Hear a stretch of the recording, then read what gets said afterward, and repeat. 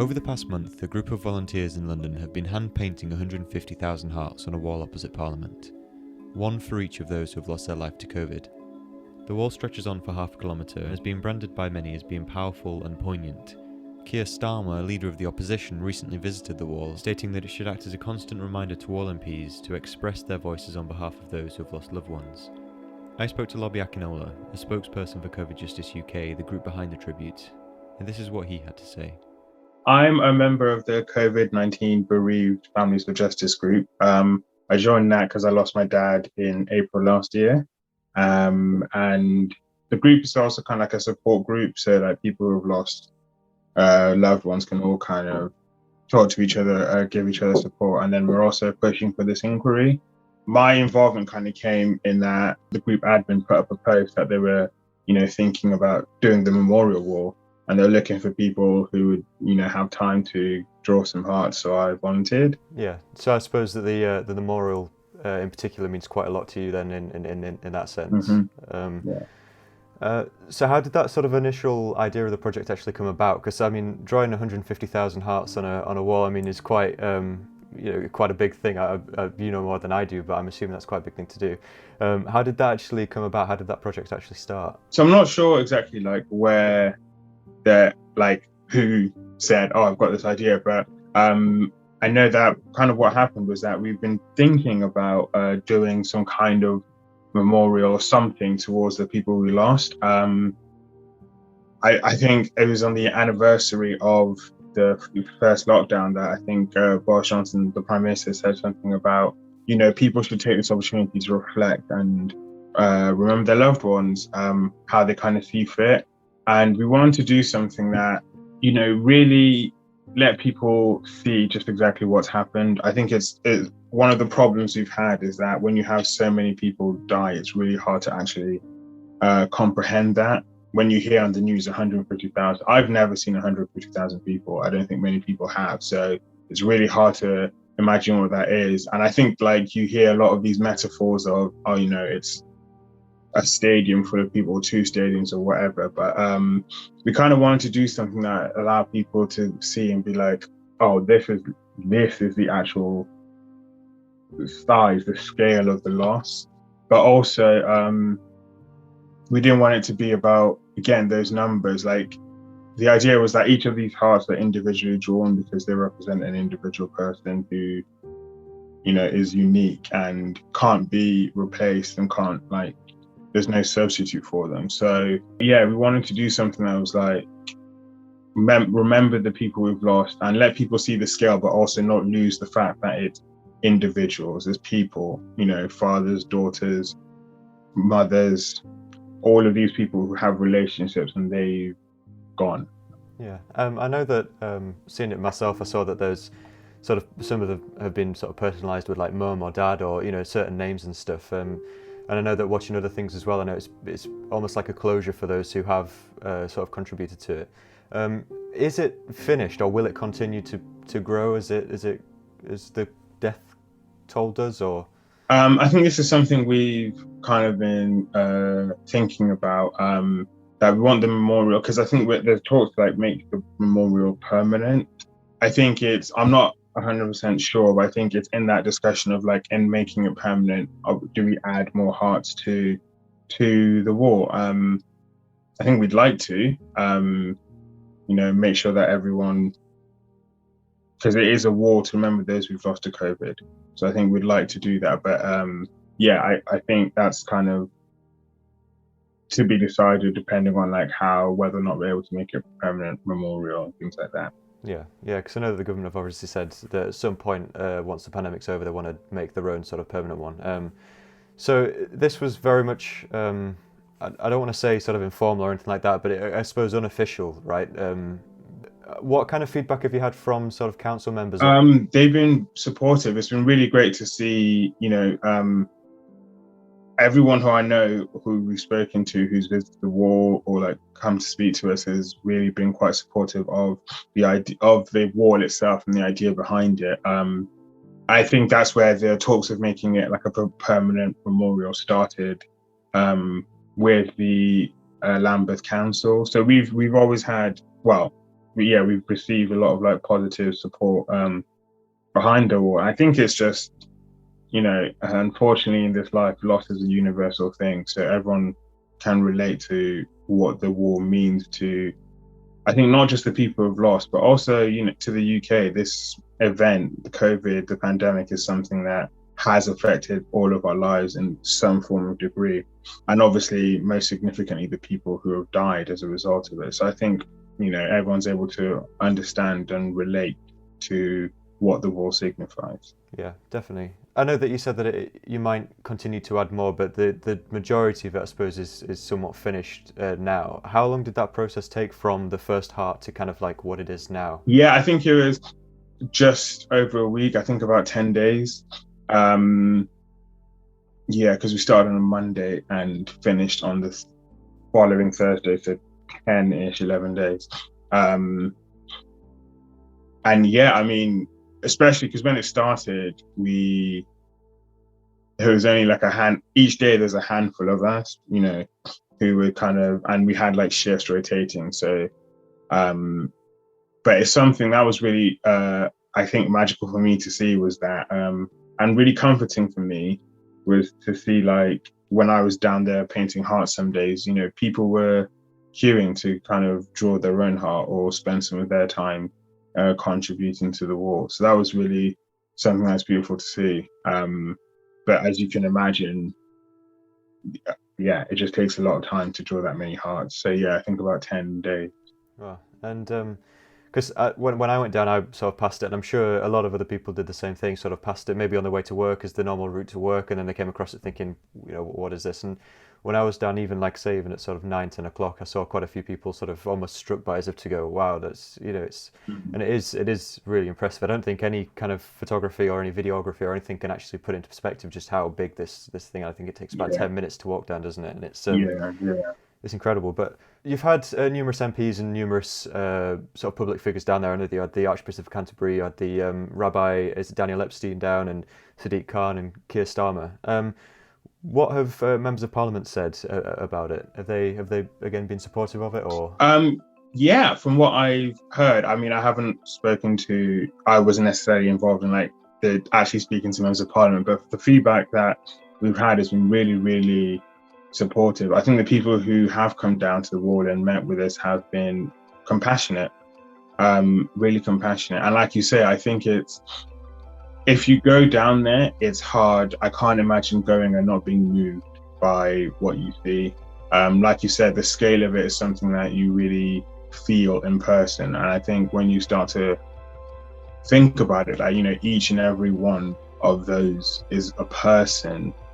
Like, and you can imagine that someone you love being gone, and seeing just that times 150,000 is something that's quite immense. So,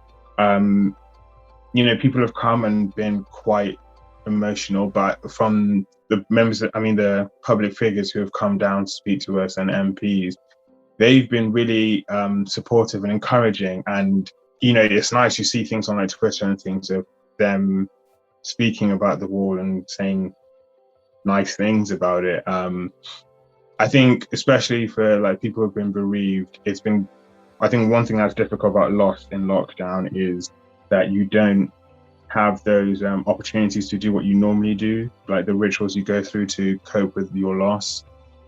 So you can't have everyone around for a funeral, you can't necessarily be seeing your friends and things like that. And I think it's quite easy to feel like your loss hasn't been seen. So for me, at least personally, it's been really comforting to see the public and also like public figures, acknowledge the loss and be supportive. And yeah, so that's really quite nice. Yeah. Yeah. And it's difficult not to talk about this in again a political sort of state, and it's not something I really want to do too much of. Yeah. But it's also, as I say, very difficult not to. I know that there's been a letter sent to the Prime Minister about sort of coming down and seeing it.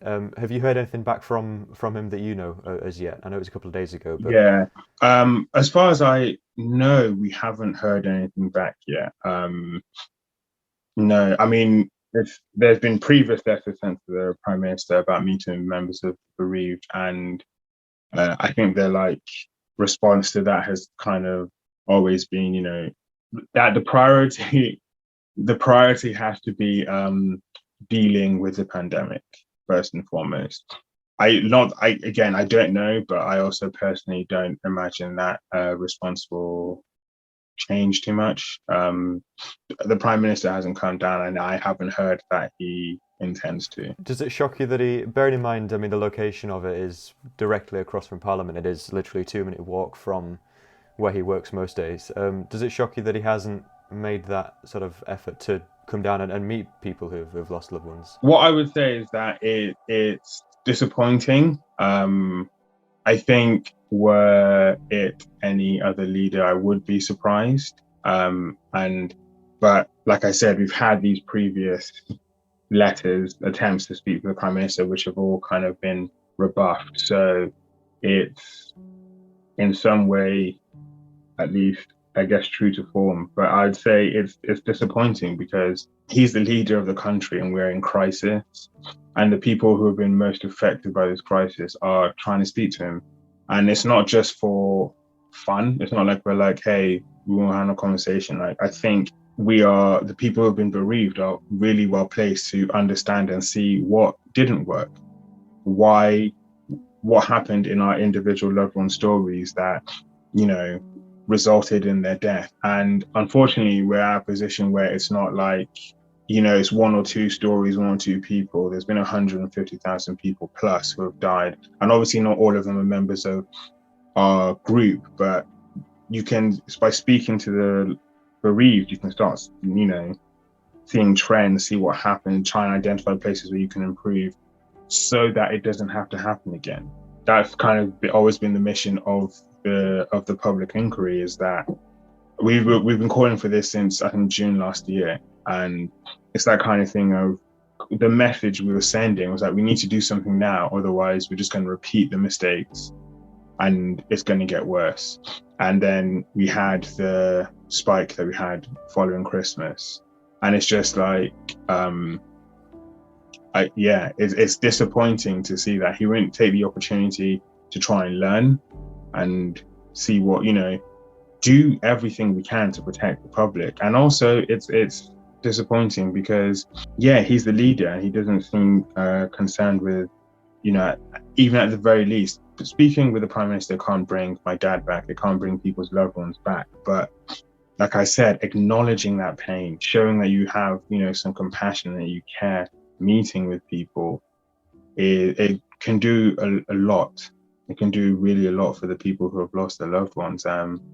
So it's disappointing that he won't even walk over a bridge, come and speak to us. Was the location of it a conscious decision that you wanted it to be facing Parliament? I think it was like partially, but not necessarily that was the motivation. So like, I think when it came to finding a place, it was very much a lot of it were, I think, so the spot that we found had like a lot of nice, I think maybe thematic is the right word, in that it was next to St. Thomas's Hospital, and obviously the NHS, doctors and nurses have played such an integral role in protecting us and helping us during COVID, and they've lost colleagues and loved ones as well. So it was great that we could have that, that tie next to the hospital. And we wanted it to be in London because it's the capital of the country.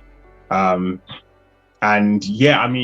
war is opposite Parliament, which is, I think, part of the memorial is trying to remind people of the loss, the scale of the loss. And I think some people we want to remind the most are our leaders. So, that they understand what's at stake as best as possible. And then honestly, lastly, it was literally like, it was a long enough stretch of wall that wasn't being used because it's almost 500 meters. There's 150,000 hearts. It's difficult to find, a stretch of wall that hasn't got anything on it that no one uses. And it's nice that it's a community thoroughfare. Like you say, a lot of people walk past that and can see it, and it's accessible to the public. We didn't want it to be like hidden off somewhere where people can't actually see it. So, being opposite Parliament was definitely like a factor in that, but there was I think a lot of nice parts that we wanted the memorial to have. And that stretch of wall really just, had it all, I guess. It's just trying to remind myself that it is every single sort of at heart is a loved one, and it's difficult not to talk politically about it.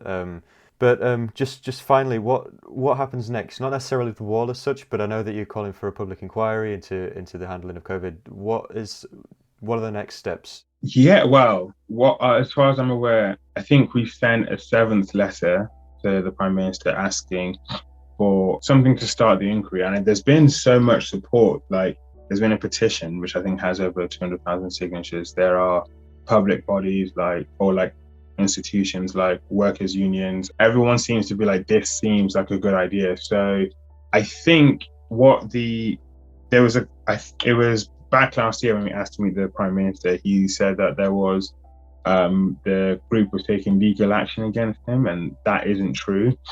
It wasn't true then, but I think basically we're asking to meet, and we've been asking to meet because we've been trying to avoid going to like a form of like judicial review or like trying to compel an inquiry in the interest of public health and safety. But I think if the government, persists in saying, now's not the time, especially when the feedback they kept on giving was that, we need to wait till everything settles down. We need to wait till we've got it under control. And we currently have like half of all UK adults have been vaccinated. Numbers are decreasing. If we're still getting, another pushbacks for a different reason as to why we can't have an inquiry, I think the next step will be to look at trying to compel one. From the group perspective, all we want to do is, speak to the Prime Minister, and he's already agreed that, an inquiry will happen. It's in the interest of the public. I'm not personally sure what he's waiting for. But from my perspective, why I'm a member of this group is because the message has always been like the pain of losing someone is devastating. We want to limit that as much as possible, and we can't do that by ourselves. We need the government to support us in doing that. So hopefully things like being able to see the scale of the loss and actually, hear the stories of people who have been through this, we'll be able to come together and find some kind of solution, some kind of closure for the people who've lost their loved ones. I think that's the aim, that's the goal.